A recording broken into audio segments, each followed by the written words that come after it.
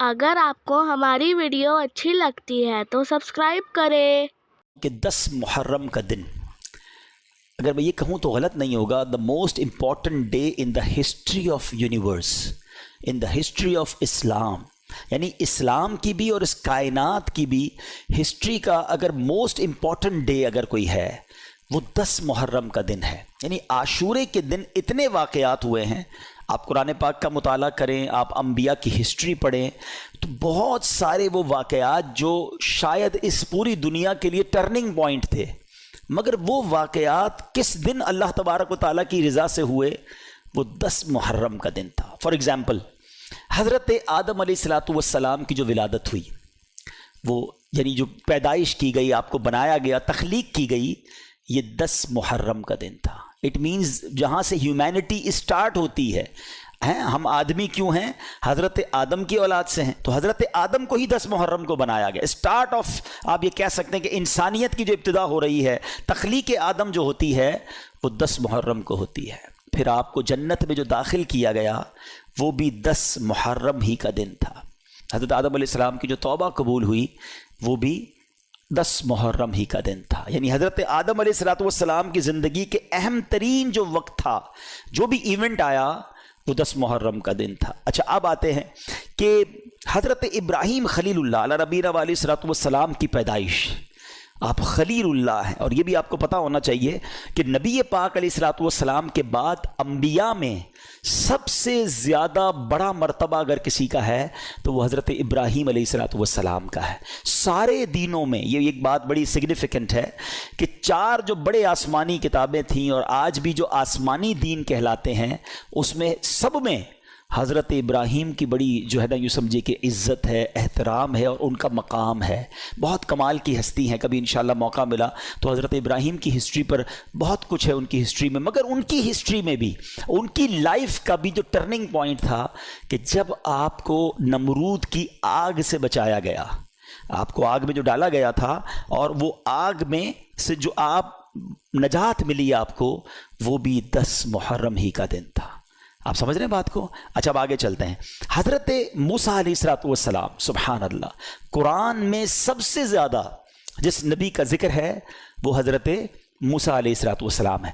आपकी ज़िंदगी में भी बड़े पेचो खम हैं और one of the historical history, अगर पढ़ें हज़रत मूसा अलैहिस्सलातु वस्सलाम की सीरत को, अकल हैरान हो जाती है। और कितनी जगह कुरान ने हज़रत मूसा के वाक़यात को बयान किया, बनी इसराइल के वाक़यात को बयान किया, मगर सबसे अहम वाक़या अगर कहा जाए कि जब फ़िरौन से आपको नजात मिली, जो दरियाए नील में फ़िरौन को गर्क किया गया और बनी इसराइल को नजात मिली, ये आपकी ज़िंदगी का अहम तरीन पॉइंट था, डे था। ये दिन भी 10 मुहर्रम का दिन था।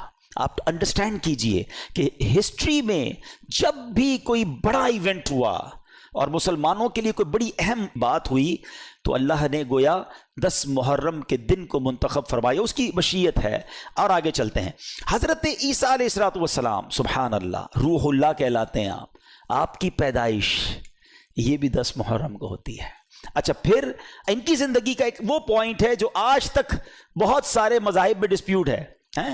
हम मुसलमानों का अकीदा ये है कि आपको आसमानों पे उठा लिया गया है, आप आज भी जिंदा हैं, वो वाला जिंदा है। ऐसे तो हर नबी जिंदा है, मगर आपको अभी तक मौत ही नहीं आई है, जिसको हर इंसान को आने का वादा है। तो हज़रत ईसा अलैहिस्सलातु वस्सलाम जो हैं, उनको जो आसमानों पर उठाया गया, वो दिन भी 10 मुहर्रम का दिन था। अच्छा, फिर इसी तरह हज़रत नूह अलैहिस्सलाम, हज़रत नूह अलैहिस्सलाम के बारे में भी मालूम होना चाहिए हमें। आपको आदम सानी कहा जाता है। अच्छा, क्यों कहा जाता है? कि हज़रत आदम से तो सारी दुनिया चली, सारी नस्लें बनी, नौ इंसान चली, मगर एक वक्त ऐसा आया कि जब हज़रत नूह अलैहिस्सलातु वस्सलाम की कौम पर तूफ़ान आया ना, तो आपको हुक्म दिया गया कि ईमान वालों को कश्ती में बिठा के, अब तूफ़ान में अब वो कश्ती चलने लग गई। तो लोग कितने थे उस कश्ती में? 80 लोग थे। यहाँ एक दर्स भी है कि हज़रत नूह अलैहिस्सलातु वस्सलाम ने 950 साल अपनी कौम को अल्लाह की तरफ बुलाया, and after struggle of more than 950 years कितने लोग ईमान लाए? ओनली 80 लोग ईमान लाए। इसमें उन लोगों के लिए दर्स है जो कहते हैं यार नेकी का काम करने में दिल नहीं लगता, कामयाबी तो मिलती नहीं, मैं तो कोशिश करता हूं, कोई साथ नहीं देता। तो याद रखिए, मेरा और आपका काम कोशिश करना है, کامیابی دینے والی ذات رب کائنات کی ہے. کوانٹٹی دیکھ کر مرعوب نہ ہو جایا کرو. اس میں ایک میسج یہ بھی ہے، یار اتنے سارے لوگ اس کی بات مانتے ہیں، کچھ تو ہوگا، ہیں اتنے سارے لوگ اس کے مرید ہیں، اتنے سارے لوگ اسے پہچانتے ہیں، اتنے سارے لوگ اس کے پیچھے بھاگتے ہیں، تو کچھ تو ہوگا. کوانٹٹی، یہ مائٹ از آلویز رائٹ کا فارمولا ہی غلط ہے.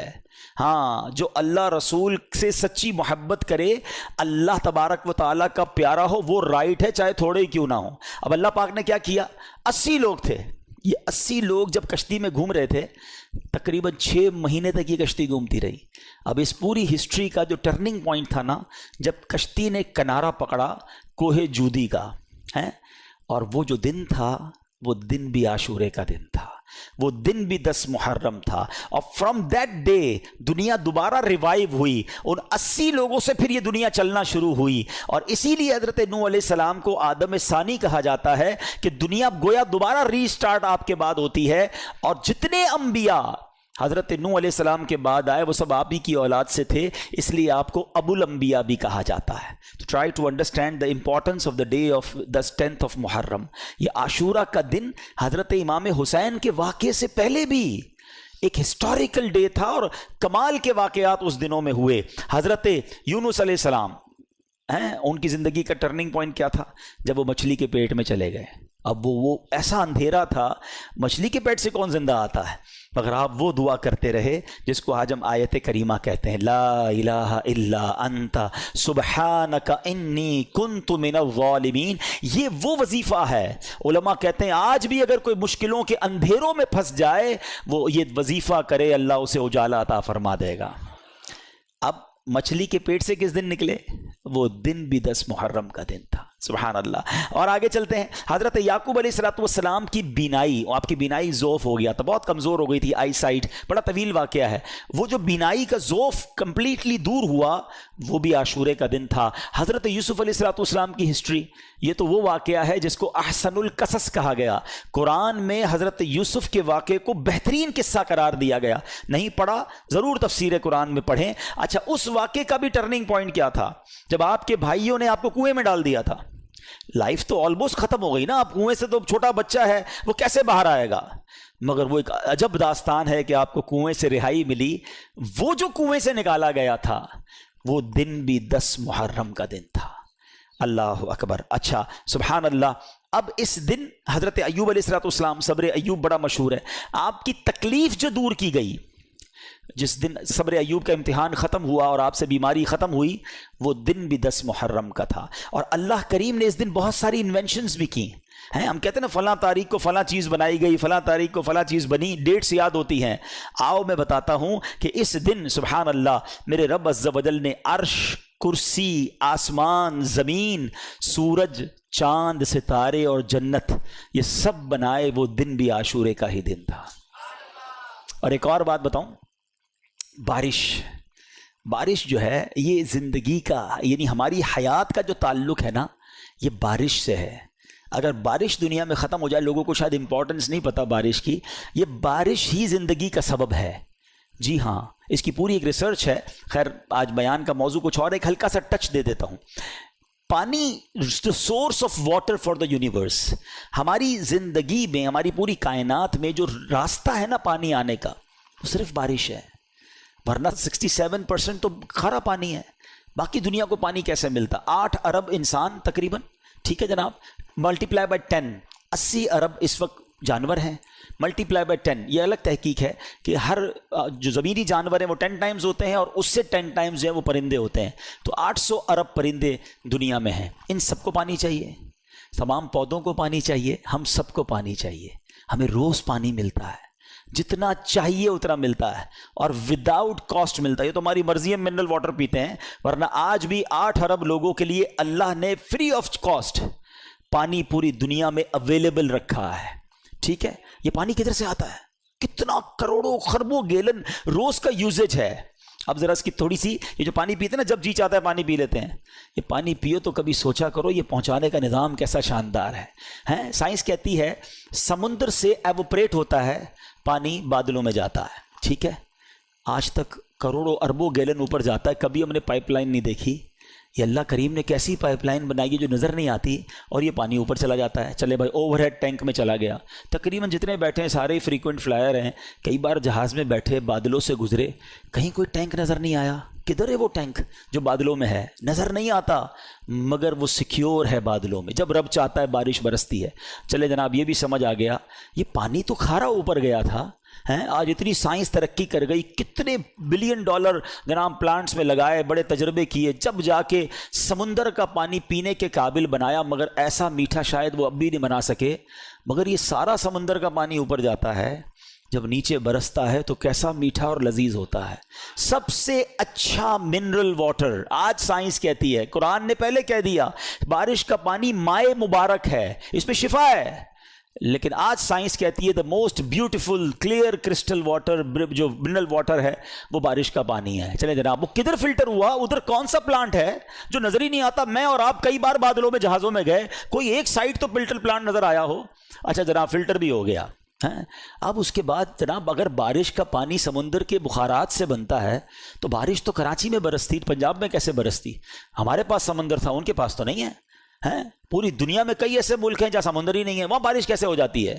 اللہ اکبر. رب نے ان بادلوں کی ٹرانسپورٹیشن کا انتظام کیا, ہوا کا نظام بنایا, یہ بادل کو لے کر چلتی ہے اور ہر اس جگہ پر جا کر پانی پہنچتا ہے جہاں انسان کو ضرورت ہے. اچھا بارش برسی, کسی نے کٹورا بھرا, کسی نے جناب ٹینک بھر لیا, بارش ختم ہوئی, پھر پانی ختم ہو جاتا, دوبارہ کیسے ملتا؟ تو سبحان اللہ, ہم فریج بناتے ہیں ٹھنڈا پانی کرنے کے لیے. اللہ نے ناردرن ایریاز میں ایسے فریج بنا دیے کہ جہاں یہ بارش کا پانی کولڈ اسٹوریج میں اسٹور ہو جاتا ہے.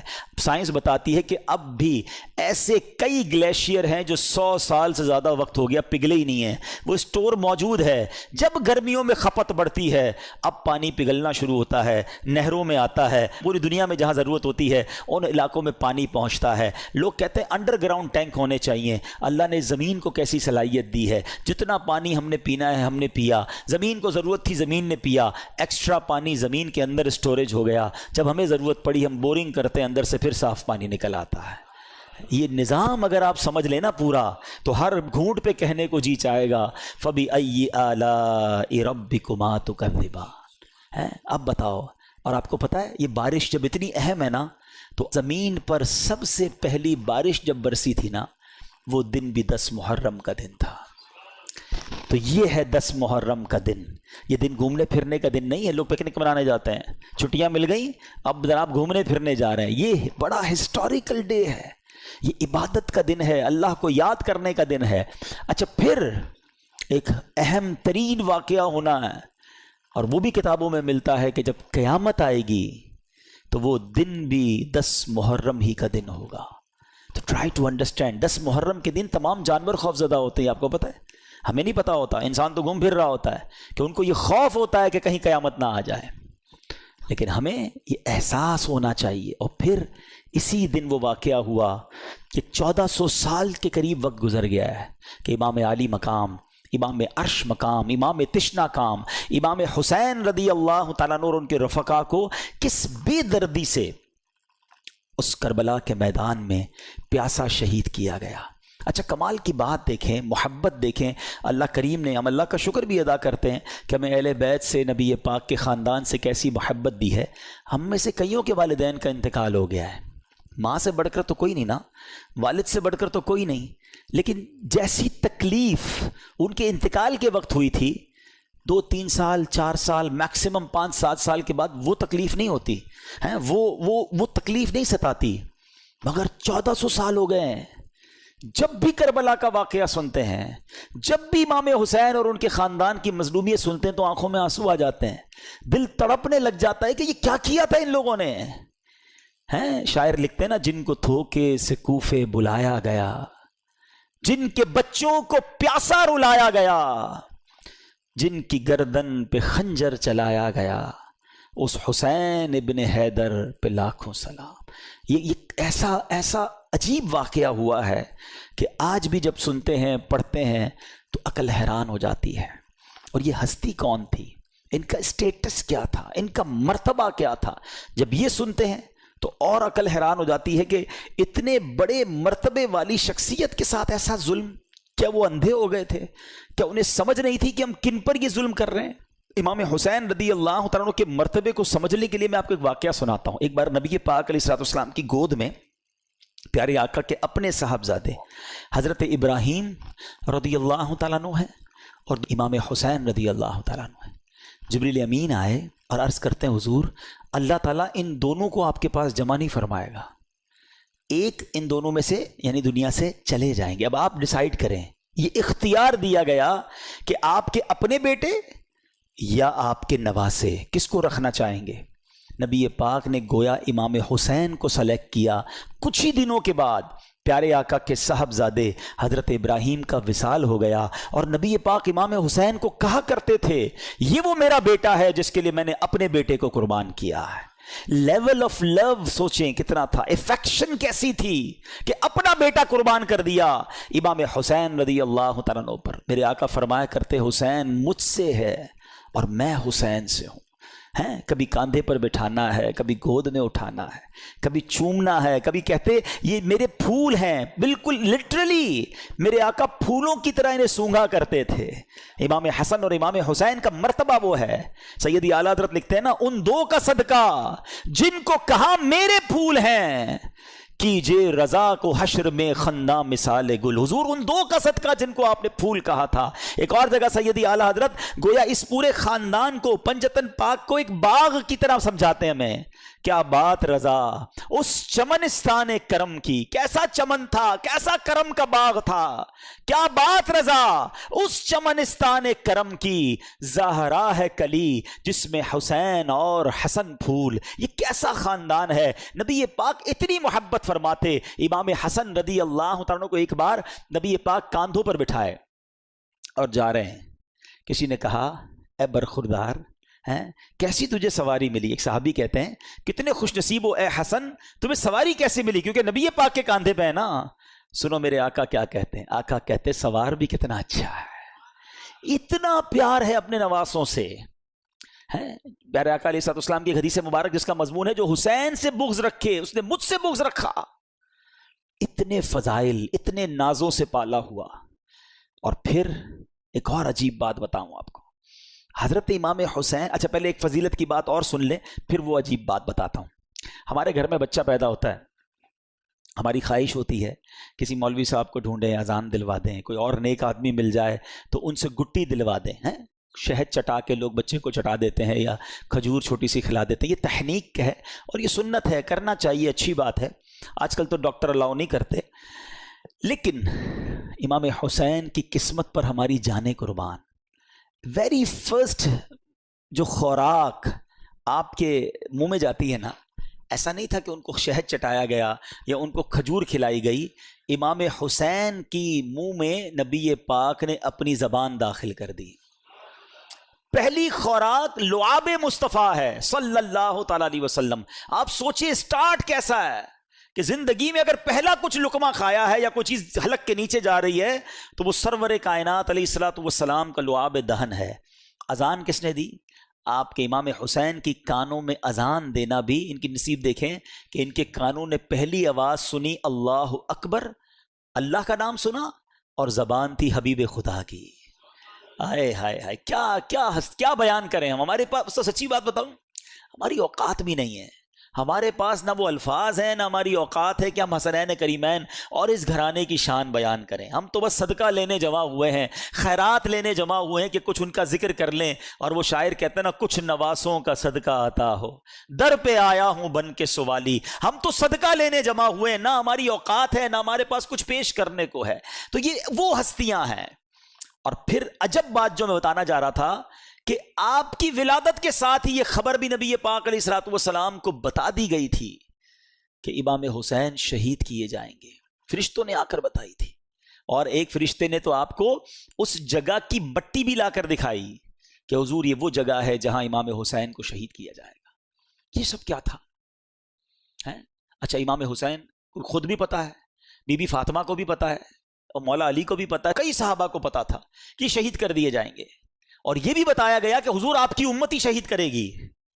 لیکن ایک بڑا جس کو کہنا کہ ریلیونٹ کوسچن پیدا ہوتا ہے کہ پوری لائف میں کہیں پر بی بی فاطمہ نے نبی پاک علیہ الصلوۃ والسلام سے عرض کیا ہو کہ اے بابا جان آپ حسین سے اتنا پیار کرتے ہیں, میرا بھی لخت جگر ہے, آپ اللہ کی بارگاہ میں دعا کریں یہ جو امتحان آپ نے بتایا آئے گا یہ ٹل جائے, حسین کو شہید نہ کیا جائے, اس کو اتنا ستایا نہ جائے. کبھی مولا علی نے دعا کے لیے نبی پاک سے عرض کیا ہو کہ حضور سارا مدینہ آپ سے دعا کرواتا ہے, اپنی مشکلیں حل کروانے کے لیے آپ اپنے نواسے کے لیے بھی دعا کر دینا. کسی نے دعا نہیں کروائی. What is the reason behind this? یہ بڑا امپورٹنٹ کوشچن ہے اور یہی سمجھنا ضروری ہے. Everybody knows about the incident of Karbala. سب کو معلوم تھا کہ کربلا میں ہونا ہے, کچھ شہید ہونا ہے امام حسین نے, مگر کسی نے دعا نہیں کروائی یا خود کی اس مصیبت کے ٹلنے کے لیے. سبحان اللہ. اس کا مطلب یہ ہوا everybody is prepare for that examination. یہ سب تیار تھے اس امتحان کے لیے, یہ اپنے بچے کو پال رہے تھے شہید ہونے کے لیے. یہ ہے نبی پاک کا گھرانہ. کہتے نا شاعر زباں پر شکوے رنجو علم لایا نہیں کرتے, نبی کے نام لیوا غم سے گھبرایا نہیں کرتے. اور یہ ہم سب کے لیے لیسن ہے. آج میں اپنے بیان میں صرف آپ کو واقعہ کربلا یا اس کربلا کے جو حقائق ہے وہ نہیں بتانے آیا. یہ تو کئی بار ہم نے سنے ہیں کہ کیسے لڑائی شروع ہوئی, تو کب پانی بند ہوا, تو پہلا وار کس نے کیا, تو پہلا شہید کون ہوا. یہ واقعات ہم سنتے رہتے ہیں, مگر فرق کیا پڑتا ہے میری اور آپ کی زندگی میں؟ ہم امپلیمنٹیشن کیا لے کر جاتے ہیں؟ ہم میں سے کئی وہ ہیں جن کی زندگی میں 40 بار عاشورہ آیا ہوگا, کسی کی زندگی میں 30 بار آیا, کسی کی زندگی میں 50 بار عاشورہ آیا. عاشورے کا دن اتنی بار آیا, فرق کیا آیا تمہاری زندگی میں؟ تم نے اپنی زندگی میں کیا سیکھا اس واقعے سے؟ آج ہم کچھ سیکھ کر اٹھے نا کہ پیغام کیا دیتا ہے کربلا کا میدان, یہ واقعہ سکھاتا کیا ہے مجھے اور آپ کو. پہلا میسج یہ سمجھو کہ ہر بندہ تیار تھا امتحان کے لیے, اور آج ہم ہے کہ چھوٹا سا امتحان آ جائے تو زبان پر شکوہ ہے, شکایات ہیں, کمپلینز ہیں, بس یار بہت پریشان, سر میں درد ہے کہ جاتا نہیں, پیٹ کا درد تڑپاتا رہتا ہے, بس ہر وقت کمر میں درد رہتا ہے, بھائی کاروبار بڑا ہی مندہ ہے, طبیعت میں مزہ نہیں ہے, بس یار پریشان ہوں, پتہ نہیں کیا زندگی کو ہو گیا. جس کو دیکھو کمپلینز ہیں, شکر نہیں ہے, اور آزمائش کے لیے پریپیئر بھی نہیں ہے کیونکہ قرآن نہیں پڑھتے.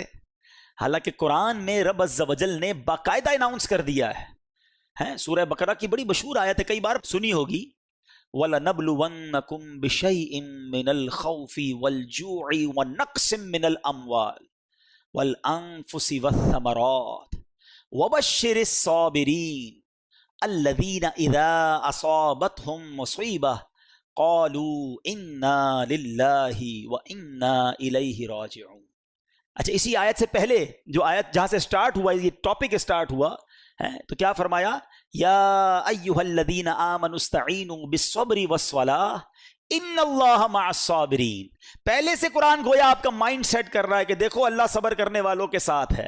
اے ایمان والو مدد طلب کرو نماز سے اور صبر سے, اور پھر کہا اللہ صبر والوں کے ساتھ, اور پھر آگے ٹاپک شروع ہوتا ہے کہ ہم ان قریب تمہیں آزمائیں گے. وَلَنَبْلُوَنَّكُمْ, کن چیزوں سے؟ اچھا لسٹ بھی دے دی قرآن نے. تمہیں بھوک سے آزمائیں گے, غربت آ جائے گی, تمہارے پھل کم ہو جائیں گے, تمہارا مال کم ہو سکتا ہے, تمہیں خوف بھی ہو سکتا ہے دشمن کا, ڈیفیکلٹیز آ سکتی ہیں لائف میں. لیکن پھر آگے کیا کہا؟ وَبَشِّرِ الصَّابِرِينَ, خوشخبری ہے صبر والوں کے لیے. جب ان پر مشکل آتی ہے تو کہتے ہیں ہم اللہ ہی کا مال ہیں اور اللہ ہی کی طرف لوٹائے جائیں گے. تو اس کا مطلب یہ ہوا کہ ایسا نہیں ہوگا کہ زندگی میں کبھی مجھ پر اور آپ پر کوئی پرابلم نہیں آئے گی, آ چکی, آگے بھی آئیں گی. لیکن قرآن کہتا ہے خوشخبری ہے صبر والوں کے لیے کہ جب پرابلم آتی ہے تو پریپیئر ہوتے ہیں, اللہ کا شکر ادا کرتے ہیں, صبر کرتے ہیں. تو کربلا کا میدان, کربلا کا یہ انسیڈنٹ صبر کا درس دیتا ہے. آج سے نیت کریں کہ مشکلوں پر بے صبری نہیں بلکہ صبر کا دامن تھامیں گے, اللہ کی رضا پر راضی رہیں گے. اب آگے چلتے ہیں. یہ کربلا کا جب واقعہ ہوتا ہے تو امام حسین رضی اللہ عنہ کو تو دھوکے سے بلایا گیا نا. آپ تو لڑنے تو گئے نہیں تھے, لڑنے کے لیے کون بچوں کو اور فیملی کو لے کے جاتا ہے؟ آپ کو تو باقاعدہ معزز مہمان کے طور پر بلایا گیا تھا کہ حضور آپ آئیں اور آ کر ہمیں بچائیں, ہم یزید کی بیعت نہیں کرنا چاہتے, ہم آپ کی بیعت کرنا چاہتے ہیں.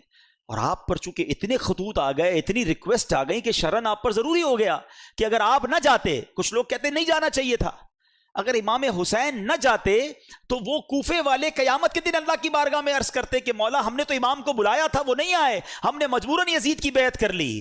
تو امام پر گویا شرعن لازم ہو چکا تھا کہ آپ ان کی بیعت کر لینے کے لیے، ان کی ہدایت کے لیے، کیونکہ وہ بلا رہے تھے، آپ جاتے، اور آپ نے بہت خوبصورت پلان ترتیب دیا، خطوط آ چکے تھے، ایویڈنسز موجود تھے، مگر آپ نے کراس چیک کرنے کے لیے مسلم بن عقیل رضی اللہ تعالیٰ عنہ کو بھیجا کہ آپ جائیے، وہاں جا کر پہلے حالات دیکھیے، پھر آپ بتائیں گے تو ہم آ جائیں گے۔ حضرت مسلم بن عقیل پہنچتے ہیں، سب لوگوں نے بڑا ویلکم کیا، ہزاروں لوگوں نے آپ کی بیعت کر لی، اور آپ نے خط لکھ دیا امام حسین کو کہ حضور یہاں تو ایوری تھنگ از اوکے، ہر بندہ آپ کے لیے انتظار میں ہے، آپ آئیے۔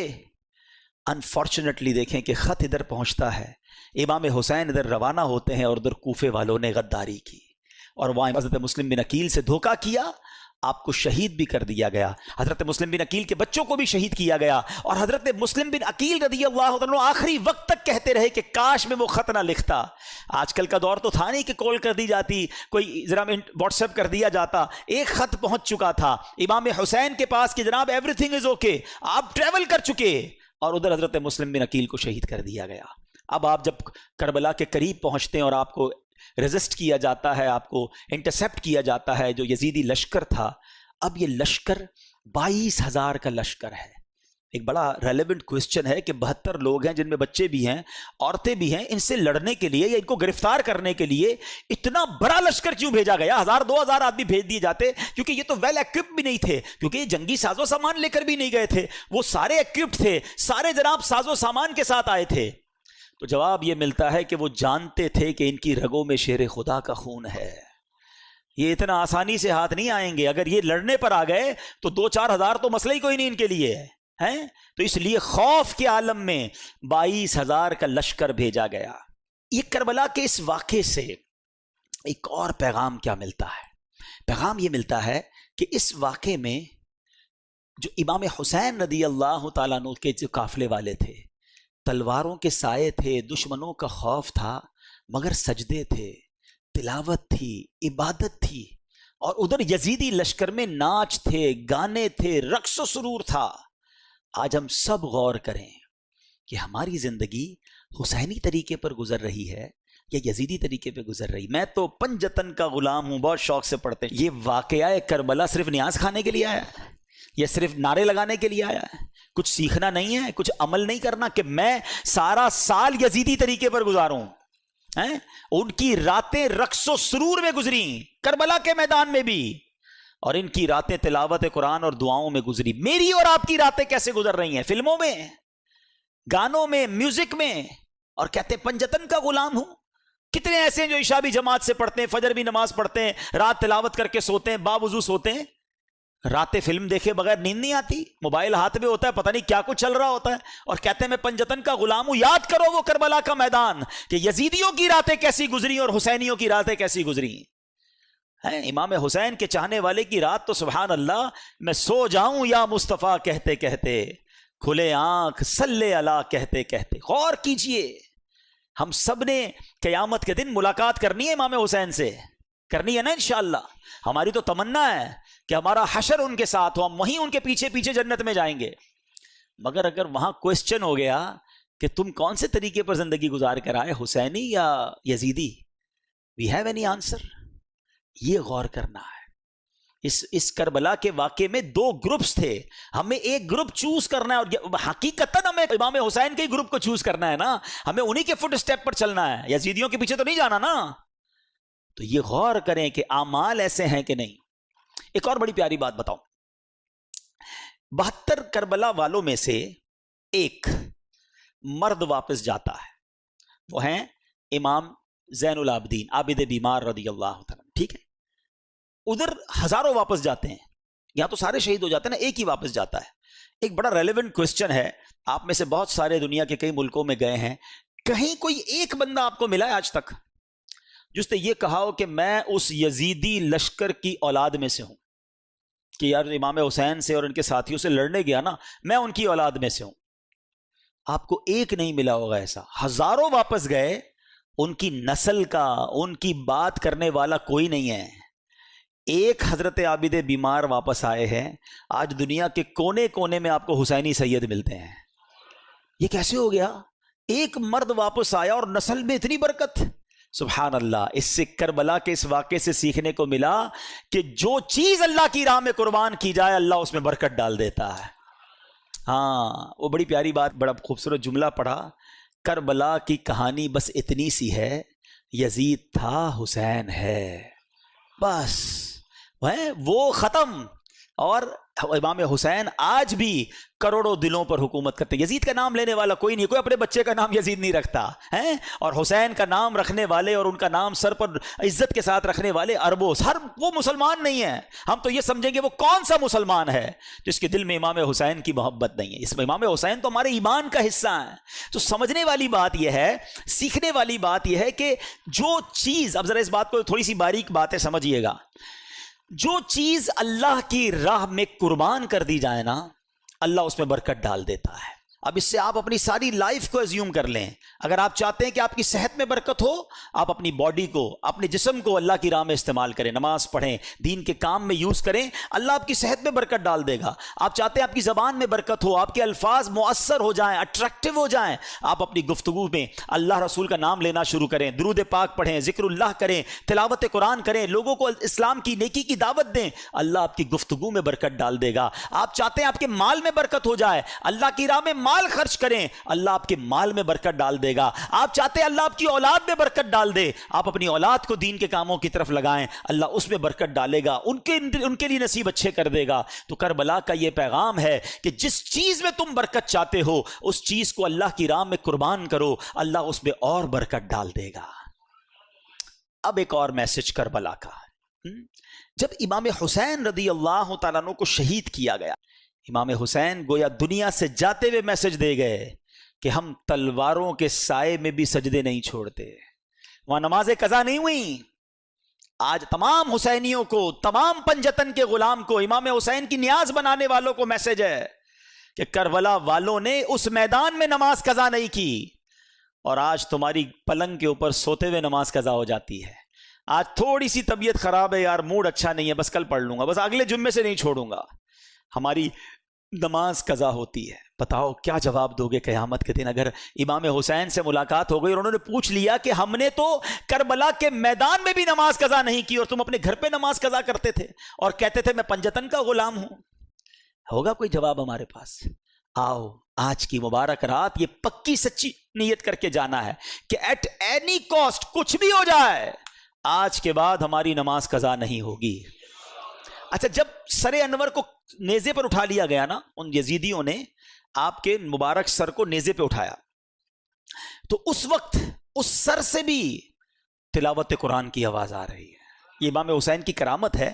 کیا خوبصورت شاعر امیر اہل سنت کے غالباً شعر آپ فرماتے ہیں, عبادت ہو تو ایسی ہو, تلاوت ہو تو ایسی ہو, سر شبیر تو نیزے پہ بھی قرآن سناتا ہے.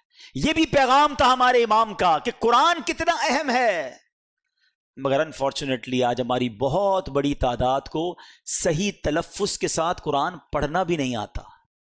اچھا آتا ہے تو پڑھنے کا ٹائم نہیں ہے. ذرا سوچو کتنا خوف کا وقت ہوگا, کتنا افراتفری کا عالم ہوگا. لاشیں پڑی ہوئی ہیں مگر میرے امام تلاوت کر رہے ہیں, اور ہم اپنے گھر میں ایئر کنڈیشن چل رہا ہوتا ہے پھر بھی تلاوت نہیں کرتے. یہ موبائل ہم سے روز گھنٹوں لے جاتا ہے, سورہ ملک پڑھنے کا ٹائم نہیں ملتا. حالانکہ اسی موبائل میں قرآن بھی ڈاؤن لوڈ ہو سکتا ہے, سورہ یاسین پڑھنے کا ٹائم نہیں ملتا. کئی ایسے حافظ قرآن ہوتے ہیں جو دہراتے نہیں اپنے قرآن کو. اللہ نے اتنی بڑی نعمت دی آپ کو کہ آپ کے سینے میں قرآن محفوظ ہوا, گویا جنت کا آپ کو راستہ ٹھکانہ مل رہا تھا اور آپ نے اسے بھلا دیا. آپ اسے بھی نہیں پڑھتے ہیں. نہ کریں ایسا. حدیث پاک کا مضمون ہے وہ دل ویران ہے جس میں کچھ قرآن نہیں ہے. ہم سب کے لیے کوسچن ہے کہ میرے دل میں کتنا قرآن ہے, میں کتنا روز قرآن پڑھتا ہوں. آؤ پلیز, یہ پیغام ہے کربلا کا. امام حسین کی روح بھی بہت خوش ہوگی. گفٹ دینا چاہتے ہو نا اپنے امام کو, ہیں ایصال ثواب کرنا چاہتے ہو, لنگر بنا کر, کھچڑا بنا کر اور جناب نیاز بانٹ کر ضرور کریں, مگر اس بار تھوڑا وہ پنجابی میں کہتے ہیں نا ذرا وکھرا, ذرا ہٹ کے آؤ, ذرا ایصال ثواب بھی کریں کہ کھچڑا ضرور بنائیں, نیاز بھی بنائیں, مگر اس بار نیازی کے ساتھ ساتھ نمازی بن کے ہم امام حسین کو ایصال ثواب کریں. ہیں ہم پہلے نمازی ہیں پھر نیازی ہیں, تو نیت کریں انشاءاللہ کہ اب روزانہ قرآن پڑھیں گے انشاءاللہ. ہاں یہ عاشورے کا دن ٹرننگ پوائنٹ بنے نا میری زندگی میں, تو فائدہ ہوا نا کہ میں نے کربلا کے انسیڈنٹ سے یہ سیکھا کہ وہ وہاں نہیں چھوڑتے تھے تلاوت میں یہاں چھوڑ رہا ہوں اور پھر کہتا ہوں پنجتن کا غلام ہوں. پلیز قرآن سے دوستی کر لیں. اب آتے ہیں ایک اور میسج. امام حسین کو انفسائز کیا گیا, آپ کو بہت زیادہ پریشرائز کرنے کی کوشش کی گئی کہ آپ یزید کی بیعت کر لیں. ایک ہی تو مطالبہ تھا نا. اچھا آج میں اور آپ مدینے جانے کے لیے کتنا ترستے ہیں. امام حسین تو پیدا ہی مدینے میں ہوئے تھے, پھر بھی مدینہ چھوڑنا پڑا. پہلے مکے آ گئے, 5 مہینے مکے میں رہے آپ تاکہ کوئی کسی طرح معاملہ ٹل جائے, لیکن جب اس کے بعد بھی معاملہ نہیں ٹلا اور کوفیوں کے لیٹر آتے رہے تو پھر آپ کوفہ گئے. مدینہ چھوڑنا پڑا, سب کچھ چھوڑنا پڑا, خاندان چھوڑنا پڑا, پھر شہید بھی ہو گئے.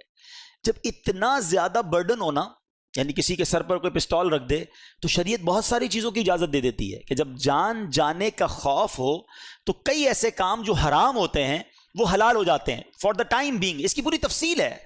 یعنی اگر کوئی کسی کے ماتھے پر پستول رکھ کر بعد اللہ کہے کفریہ کلمہ کہہ دو, تو جان چونکہ بڑی اہمیت ہے اسلام میں, تو ایک لیول ایمان کا وہ ہے کہ بندہ شہید ہو جائے کہ نہیں کہتا, لیکن اجازت شریعت یہ دیتی ہے کہ وہ دل میں ایمان رکھ کر زبان سے کوئی ایسا جملہ کہہ دے جس سے اس کی جان بچ جائے, مگر دل میں ایمان ہونا ضروری ہے. یعنی میں سمجھا رہا یہ چاہ رہا ہوں کہ ایسی پوزیشن میں بہت سارے کاموں کی اجازت مل جاتی ہے. تو امام حسین بھی کمپرومائز کر لیتے, کیوں اب پورے خاندان کو شہید کروا دیا؟ یہ ریلیونٹ کوسچن بنتا ہے.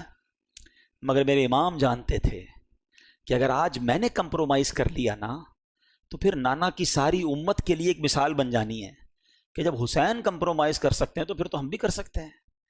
آپ نے باطل کے آگے سر نہیں جھکایا, سر کٹا دیا, نانا کے دین کو سر بلند کر گئے.